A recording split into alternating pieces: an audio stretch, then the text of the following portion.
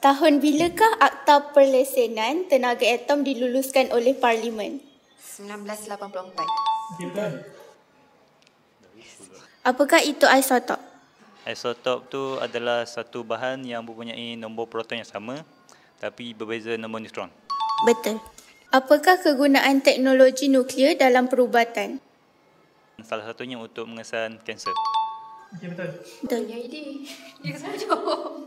Apakah tujuan utama Akta 304? Untuk mengawal aktiviti yang berkaitan dengan bahan radioaktif dan juga nuklear.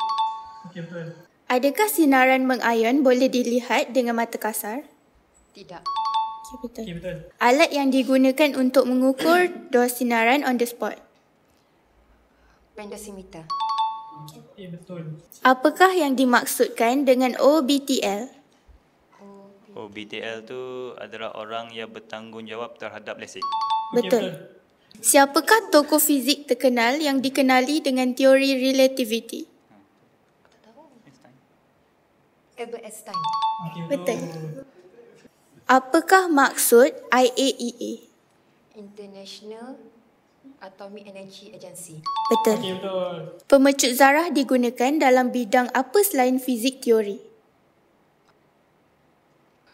Perubatan. Betul. Apakah yang dimaksudkan dengan bahan radioaktif? Lebih kurang